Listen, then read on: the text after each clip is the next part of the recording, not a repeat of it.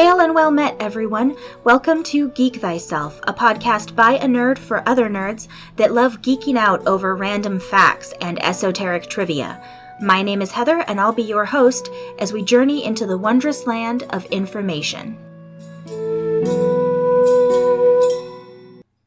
Hi, everyone. I hope you're all staying pretty cool with the heat that's going on. For those of you that are in warm areas like me, anyway. Anyone who doesn't already know, a lot of California gets really hot during the summer. My husband and I just had to deal with a high 90s, up in the hundreds a couple of days week. So I'm glad it's starting to cool down a little up here in Northern California. For anyone who has to deal with even higher temperatures, I'm so sorry, and I hope your AC works really well. This week, I wanted to talk about a subject that you all, by now, if you're listening to my shows regularly, know that I am very passionate about, which is animals, because I love animals. Specifically today, I want to talk about how to pick your pet, how to pick the right pet for you. So, number one, very, very first thing that I think you should do when you're looking at getting a pet is figure out if you even have time for a pet. With very, very few exceptions, pets require time, and the amount of time varies depending on the kind of pet you get. For example, my husband and I, as you know by now, again, if you're listening, have cats and dogs, one of whom just jumped in my lap, so you may have heard the little tinkling bell going on. But with cats and dogs, you do need to spend time with them. They want attention. She's rubbing all over me right now because I'm not petting her enough. That's a common thing. And dogs especially, even more so than cats, they need to be walked unless you have a big enough yard for them to get enough exercise. And even if you have a big enough yard for them to get good exercise, you still need to interact with them. There's training, things like that. For pocket pets, things like mice and rats or hamsters, you don't necessarily have to spend quite as much time with them. But you still need to spend time with them, otherwise they're not going to be very handleable. They're not going to want you to pick them up. What you have to do is socialize them to it. When you get them, you have to hold them, you have to cuddle them, you have to touch them, play with them, let them get used to having you cleaning their cage, that kind of thing. Because if they're not used to human hands and being handled, then when they get older, they're not going to want you to pet them or hold them, which is a problem because especially if you're getting pets for your kids or if you are a child interested in a pet, if it doesn't want you to hold it, that's not fun. Like part of having a pet is getting to interact with it, getting to have a connection with it. And if you can't hold it and physically interact with it, that's a lot harder. Some pets, things like snakes and lizards and frogs maybe not so much, but snakes and lizards, I know it's a very similar idea. You want to handle them. If you don't handle them enough, then by the time you go to try to do it, they're not going to want to interact with you. They won't necessarily bite you or anything, but they're going to be skittish. They're going to be nervous. Some lizards, iguanas, for example, I had one when I was a kid. I think most lizards actually can shed parts of their tail. And so, if they're too nervous, if they feel threatened, you might even end up, in a way, causing damage to your pet because they will shed part of their tail to try and get away from you because they're so scared. That's not something that anyone wants to have to put their pet through. So, number one thing is look at how much time you have to spend with this pet. Because if you don't have enough time to spend with the pet and actually interact with them and socialize them, then you maybe should consider getting something that doesn't require time. A good example, my husband and I also have fish, and the fish don't require quite as much time. They don't want you to handle them. You shouldn't handle your fish. That's a very bad idea. But you still have to have time at least once a week, to do some sort of cleaning on their tank. Now, a bigger tank doesn't have to be cleaned as often, because there's more water, so things get diluted more. Smaller tanks, like the little classic round glass fish bowls that you see with the goldfish in them, like, stereotypical TV fish bowl that's round and has the opening at the top, those ones have to be changed pretty regularly. I would say ideally every week minimum, because they need fresh air into the water, but also because if you don't, the water is going to become very, very dirty and not healthy for the fish. So if that's not something that you think you have the time to do every week, then even a fish may not be the way to go for you. You know, there are some people who, because of time constraints, just don't own pets. And personally, that would make me very sad, but I happen to have the time to take care of them, and so does my husband. So between the two of us, we've got everything covered. So if you're thinking you want to get some kind of pet, number one is figure out what kind of time commitment can you give to that pet. If you're someone, you know, you and your spouse or significant other, boyfriend, girlfriend, whatever combination goes on in your house, if you are home every evening because you guys like to spend time at home and not go out, or if you're out all the time, then, you know, those could make big differences in terms of not only do you think you have time for a pet, but also which one's the right choice for you. Because if you're someone who's home all the time, then that gives you a lot more time to take care of them. Whereas if you're someone who's gone all the time, you might need something that's lower maintenance. Once you figure out what kind of time commitment you can give to a pet, because that's important because it's a living thing that needs you to care for it. So once you figure that out, you can then start looking at what kind of pet fits my needs that I would want to have. For example, someone who has very little time but wants a pet they can hold and cuddle with isn't going to want a fish. A fish might be a good one for them because they don't have as big a time commitment, but that's not what they want. They want something they can hold and cuddle with. So for them, they may need to look at other options. Perfect example being that, you know, again, my husband and I have the time, so we have cats and dogs. But I do have friends who maybe have been more dog people historically, but realized I don't have the time commitment to give to a dog. I don't have time to take it on walks. My apartment's too small. I don't have space for it to run around. You know, these are all considerations that people have. And in some of those cases, people will then decide to get a cat instead. Because even though dogs may be their preferred, they still like cats. And cats are a little bit less of a time commitment than dogs. You still need to spend time with them. You shouldn't ignore them. They want attention, as evidenced by the fact that I just had one crawling all up in my lap. You probably heard the tinkling bell. Sorry about that.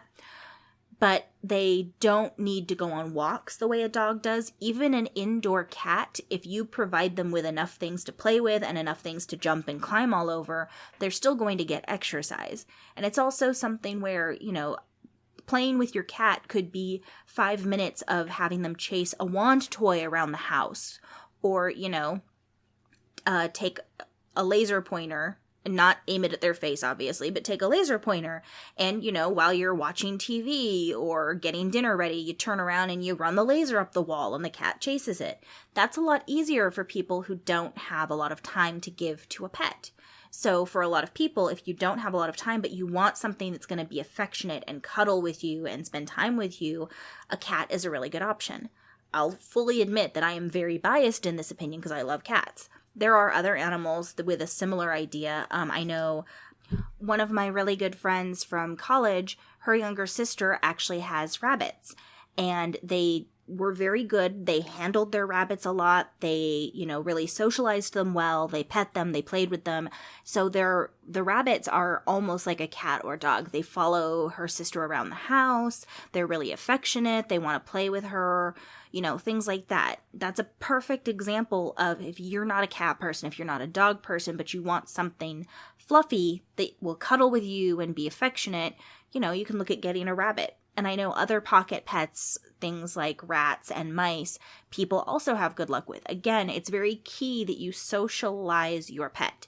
You can't get a pet and ignore it and then expect it to want to spend time with you. That's not how reality works.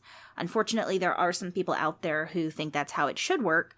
For them, what you may want to look at is getting a cat that is more standoffish. Something that will come to you when it wants to and leave you alone the rest of the time. They do exist. I've seen them in life. And for some people, that's the perfect pet because you can take care of it. It'll come to you for attention when it really wants it and then leave you alone the rest of the time. And that's enough for some people. And if that's the case for you, then go for it. Something like that may be perfect. something that you can watch play. It'll, mice, for example, they'll run around in their cage. They're cute. But, some people want a pet that they can just look at. I would recommend, if that's the case for you, you may want to look at fish, because you can get a lot of different colors and different shapes, and they're fun to watch because they swim around and they do stuff. So that might be an option. You could also look at getting some smaller lizards that are not meant to be necessarily carried around the house with you. A good example is a green anole. They're these small little lizards. They're maybe the length of your hands, like maybe 5 inches if you include all of the tail. I had a bunch of these as a kid.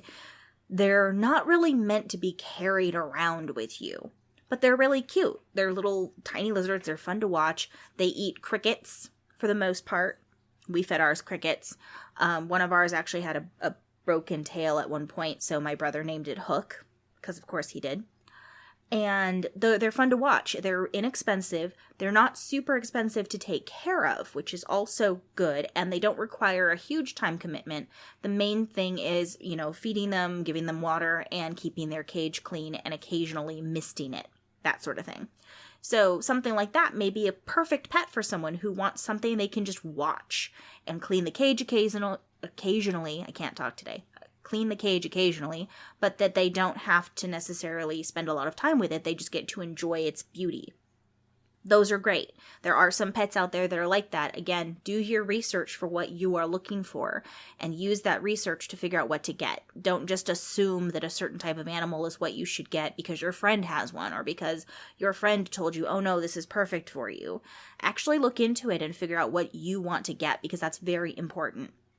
I mentioned cost of the green anoles, so I'm going to go to my next thing that I recommend looking at before you get a pet, which is money. There's lots of different pets out there, and they have lots of different cost involved in owning one. For another perfect example, my husband and I have all these dogs and cats. I happen to work at a cat hospital, so I have access to cat medical care very easily. The cost we have to pay for them primarily are food. They do get vaccines and things, so of course we have to pay for that. And then for the dogs, we take them to a veterinarian that's near us that sees dogs and cats that we really like. In those situations, though, we are looking over the course of a year, in terms of medical care, just the vaccines and exams and stuff, several $100s a year, and that's assuming that they don't have any injuries, and that's before the food. If you include food, it's even more than that. And then if we go out of town, we have to either board the animals somewhere. We have a facility we send the dogs to that they've been going to since they were puppies, and then the cats actually stay at home, and one of my old coworkers comes and pet sits for me. Pet sitters, I will say, are a great resource for someone who wants to go out of town but really hates the idea of having to make their cat go somewhere. I know my parents have used some of the neighborhood teenagers that that they have a connection with, that they talk to great effect for that. Especially if your cat's not on medications, having a teenager that you know and trust that's local, maybe the next door neighbor, because their parents are right there in case there's a problem, so it's very handy. That sort of situation is, easy to find somebody usually. Another nice thing about pet sitters is that they are quite often, though not always, less expensive than actually boarding your cat somewhere. There are situations where I do recommend boarding and not using a pet sitter, specifically if your cat has any big medical concerns or is a lot older and less stable for any reason. Then talking to your veterinarian about possibly boarding the cat there might be a good idea, because if something happens, they're at the vet. They are literally at the hospital staying there, so they've got immediate access to help. It's a good way to go.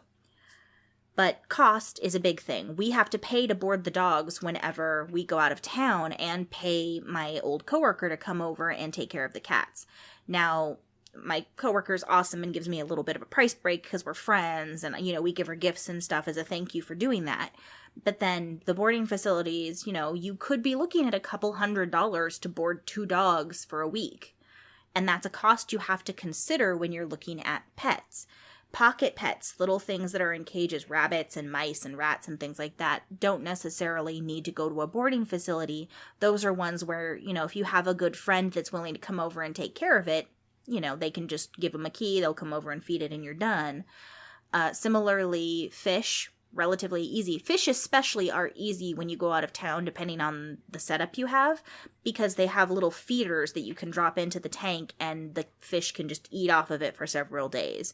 It's important to read those carefully, though, because how many days each feeder will feed for is based off of a gallon size of the tank, so you want to make sure you get the right ones and put enough in, especially if that's all they're getting. So that's another consideration, is the cost, because if you know you're not going to be able to afford a couple $100s a year to take care of the pet, then you may want to consider either holding off or not getting that particular type of pet. Cats and dogs are a good example because they are, even though they're awesome, they're some of the more expensive house pets that you can have, because there's the vaccines, there's the food, there's the care, there's boarding, all those things I've already listed. All of that wrapped up together is a cost that you have to consider when you're getting a pet. You also should consider medical care in terms of emergencies. I know firsthand that there are a lot of people out there who can afford their pet on a day-to-day basis and take fantastic care of them, but then if something happens and that animal is sick, not everyone has a couple $1,000s sitting off in a bank account somewhere that they can afford to spend on the cat or dog if they get injured. So if you are concerned about that and want to make sure that you can afford an emergency surgery or emergency 24-hour care at a veterinary hospital, if something happens, then I would recommend that, at least with cats and dogs, because those are the prices I'm most familiar with, have a couple $1,000s in a saving account that's just for the cats and dogs. Don't use it for anything else, or just put it in your savings and leave it as a buffer. Don't touch it, whatever you're going to do. And emergencies happen, maybe you'd have to dip into it for something else even, but that way you've got some money set aside. Another thing you can look at is pet insurance. I talked about that in a previous episode, so I'm not going to go into it too much here, but that is another good resource you can look at.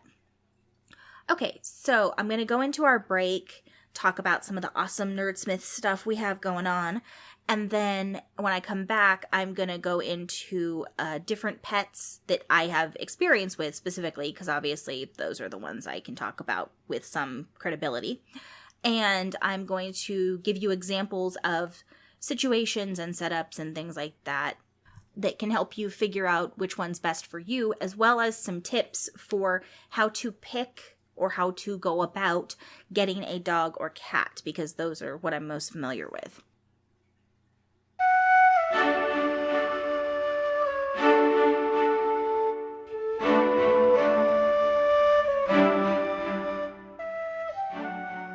Okay, everyone, so for this week's little mid-roll section, I wanted to keep it pretty short and sweet. There's two things I want to touch on. One is that I am aware that I am one of the family-friendly shows on our network, on Nerdsmith, and we have quite a few that aren't, and that's okay. I like those shows. I'm part of a couple of them, so that's just the way it goes. But in case someone here is listening and wants to look into other Nerdsmith shows that are family friendly, I just wanted to give you a quick list of the other shows that you could consider checking out. One nice thing is if you go to our website, nerdsmith.org, and go to the content page, we do have some filters available on that page, and one of the filters actually is family friendly. So first off, you could go there and just look at the other shows that are available. But the other shows besides myself here at Geek, Thyself that are family friendly are Crosswords with Will Crossweight, where he teaches you some tips and tricks for how to play a bard at the D&D table. Dear DM with Joe Collins, where he interviews a new DM every episode and finds out some of their tips and tricks for how to run a good game. He's interviewed people like Matt Mercer, for anyone who watches Critical Role, as well as Keith Baker, who created the Eberron setting, so lots of good content there. The other shows are Dungeon Maestro by Aidan Chan. Anyone who's a Critical Role fan will know him. He's made a lot of awesome theme songs for some of the different characters and different arcs. Definitely recommend checking him out. It's Aidan, A-I-D-E-N, and then Chan. Hopefully everyone can spell that. And then Threads in the Veil is the last show. That is the one that I've mentioned before, which is the sister show to Shenanigoons, the actual play podcast that I'm a part of. Threads in the Veil is family friendly. And Angela, who wrote the script and is continuing to write the script, is planning to keep it that way. So you should be good to go with that one. And it'll kind of touch on some of the stuff that happens in Shenanigans, but is definitely going to involve less cursing. Because I'm not going to lie, when we're at the D&D table, all of us Shenanigans, we let fly occasionally. It happens. So that's not the family-friendly show for you if that's what you're looking for. The second thing I want to touch on, and I've touched on it a couple of times, I think, in the last couple weeks, but it's really true, is please don't forget to go review us. Even if you don't want to write a review, if you just click on the stars, we still appreciate it. We love hearing back from you, hearing feedback. It's really the reviews and, just word of mouth. You telling friends, I love this show. This is a good episode. You should listen, that kind of thing. We really, really appreciate that. And that is really the main advertising we do. It's how we get the word out. So we appreciate any of that and all of that. We're on iTunes, we're on Google Play, we're, everywhere that podcasts are available. And then, I forgot to mention, Dungeon Maestro and Crosswords are actually YouTube videos, but you can get to them from our website if you don't want to have to search them on YouTube. So with that, I'm going to go back into this week's topic, and we're going to find out more about how to pick the right pet for you.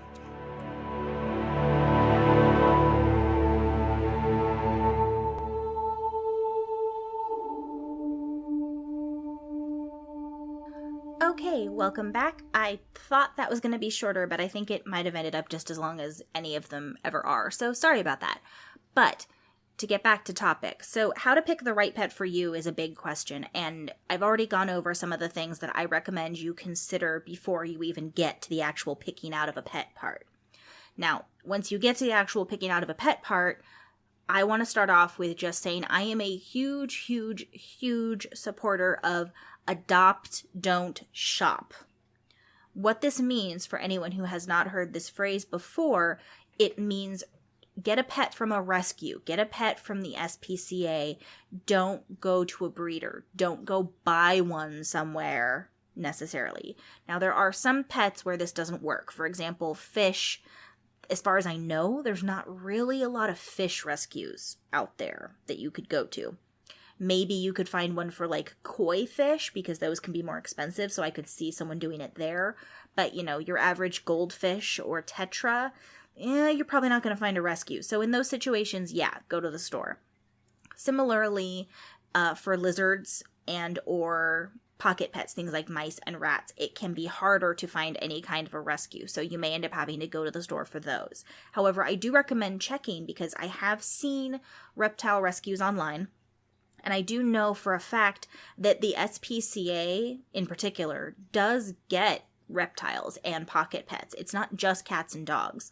That's what most people know them for, obviously, but they also get birds.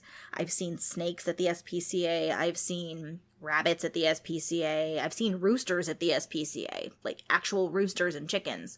So it's definitely something where you can find other kinds of animals if a cat or dog is not exactly what you want.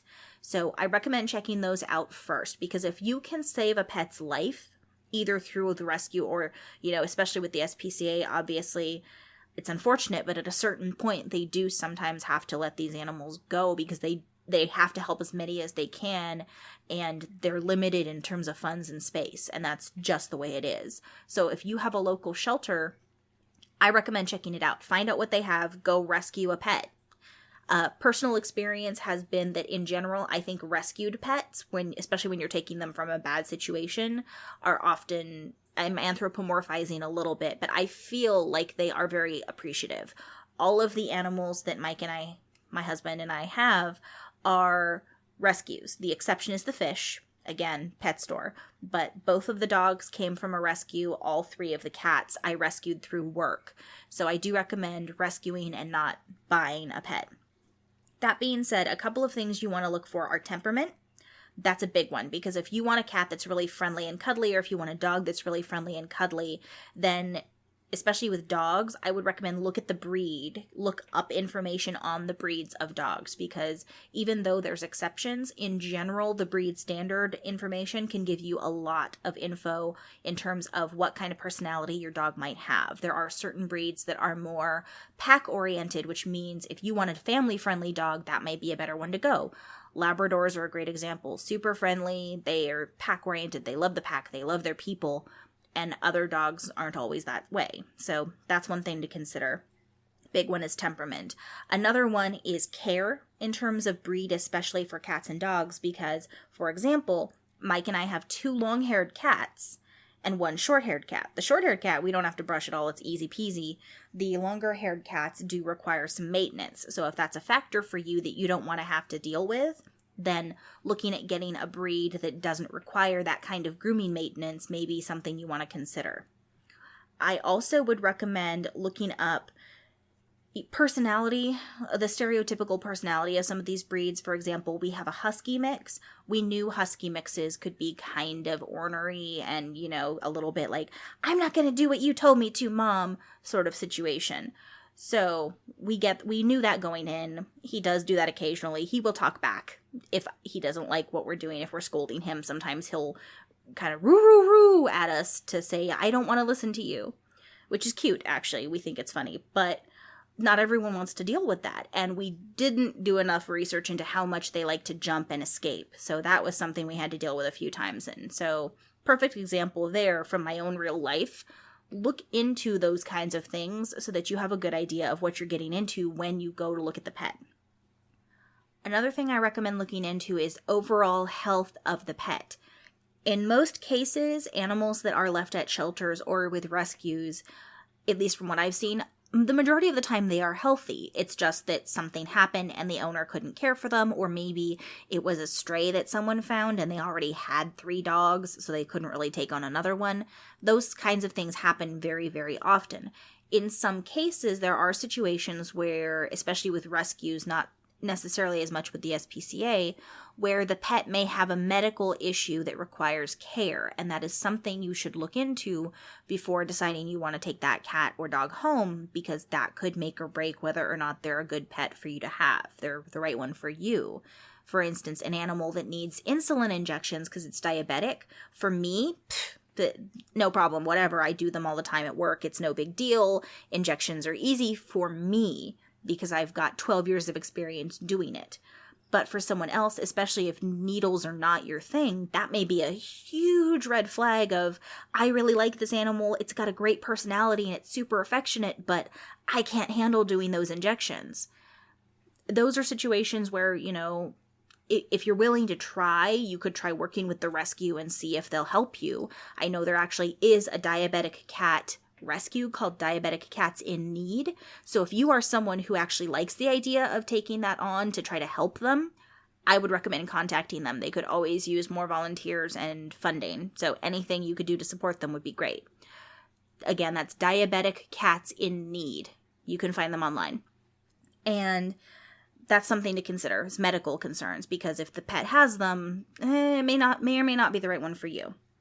Beyond temperament, personality, well, temperament and personality are kind of the same thing, but beyond those and medical concerns, I also recommend considering age of the pet, especially where cats and dogs are concerned. Please consider age of the pet that you are adopting. A lot of people want to get small kittens and puppies because they're cute and they're tiny and they're babies and they're adorable. The problem is not everyone actually is equipped to handle puppies and kittens. They are much higher energy. They get into everything. Literally, they will get into everything. They are much more rambunctious. They're going to knock things over potentially. Puppies might chew on something. Kittens might claw something because they're still figuring out what's okay to claw and what's not. These are all things that you have to deal with baby animals that you don't have to deal with an adult animal. So especially for any first-time pet owners, anyone who's maybe never had a pet on their own when it wasn't with their family as a kid, consider that very heavily when you're looking at what age range of pet you want to get. Because if you don't have the time to basically go through and baby-proof your house, a kitten or puppy may not be the best option for you, because you pretty much have to baby-proof your house.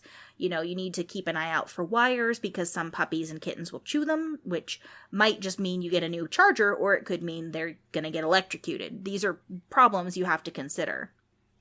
So if you have a situation where that's a big problem and you don't think you could really make the house safe or keep them in a safe space in the house, then you may want to consider getting an older cat or dog. Not necessarily a senior cat or dog, but just older. Maybe one that's already a year or two old, so they're still young, they have lots of life left in their, typical lifespan, but they're old enough that they're not going to be the crazy, rambunctious, getting into everything nutso that you could deal with a puppy or kitten.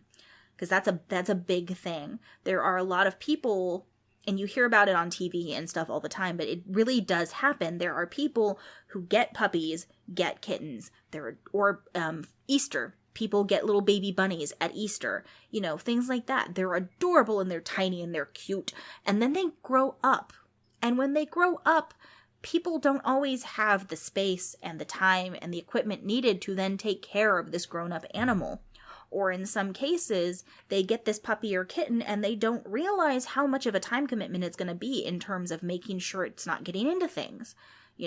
Exactly what I just talked about. Consider time commitment before you get an animal. It's a big, big thing. It's really sad that the shelters, if you look at most shelter statistics or talk to people who work at shelters, it really does happen where, after big holidays, things like, after Easter, suddenly a lot of the shelters and rescues get more bunnies. Or after Christmas and things like that, give it a couple months and then people start getting, young-ish kittens and cats, kittens that might be 6 months old or something, or maybe a year, but just it's something where it outgrew what people were expecting in terms of commitment and space needs. Puppies especially, this can happen because, it's a cute tiny puppy.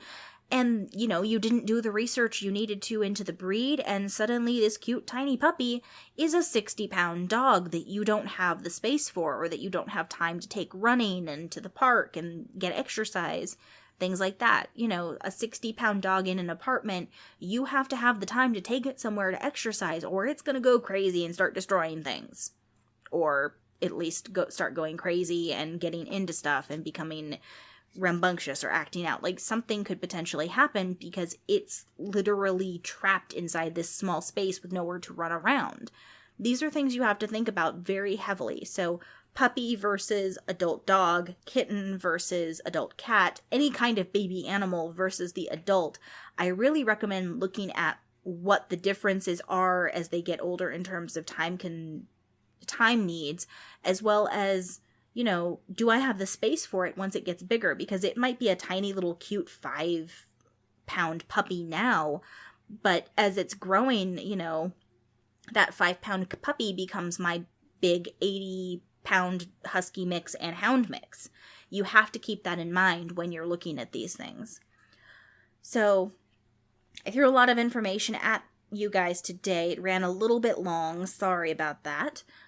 For anyone who's picking out a pet for the first time, like I said, I would recommend looking into all of this information.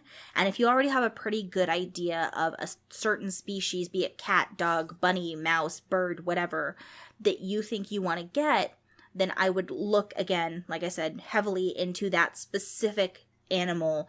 Do your research, find out what you're getting into, find out about medical costs, if money is a concern that you have for it, find out about time commitment. And honestly, one thing that I touched on, but I really want to stress, is for anyone who doesn't think they can take this pet with them everywhere, or for anyone who does travel at all, really, really look at, how am I going to take care of this animal when I'm not home? Can I take it with me to my parents' house for Christmas? Will that work? Can I have one of my neighbors take care of it? Is one of my coworkers a huge fan of this type of animal, so they would totally watch it for me for a weekend? You need to consider that when you're getting a pet, because if you don't, you end up in a situation where you've either cornered yourself into never going anywhere, which is not fun. That's not ideal. That's not the way most people want to live their life. Even introverts want to go out and do things occasionally. And then the other thing is, you don't want to be caught in a situation where your pet is left alone for 3 or 4 days at a time maybe with just a bowl full of food, because then they're not getting interaction. They're not getting to spend time with anyone, even if it's 5 or 10 minutes of someone coming over and putting food in the bowl and giving them some attention. That's still more than just being alone for 3 or 4 days. Plus, what if don't want this to happen, but what if something happens to you? What if you get in a car accident or something and you have to go to the hospital, and now suddenly your 3 days gone for your cat becomes 2 weeks. You need to have some sort of plan in place, or at least think about getting a plan in place, talk to friends, talk to family, before you make the commitment to another living creature, because that living creature is going to be dependent on you. They can't go to the grocery store and get themselves food. They can't change their own litter box. They can't let themselves outside to go to the bathroom, unless you have puppy doors, but that's a different thing. They can't, change their own water in the tank. They can't do any of these things. So if you don't have a way to get it done for them, if something happens and you're not home, that's another consideration in terms of should I or shouldn't I get the pet. So with that, I'm going to close this off. I hope this was good information for you all. A lot of you probably already know some of these tips and tricks or have experience with it, but it is something that I feel strongly about, so I wanted to make it an episode. And before this runs any longer, I'm going to say goodbye, and I will see you guys next week. Or, well, not see you, but I'll talk to you next week. Please remember to check out the other wonderful podcasts and productions here at nerdsmith.org. I'll be back next week with a new and interesting topic, and until then, don't forget to geek thyself.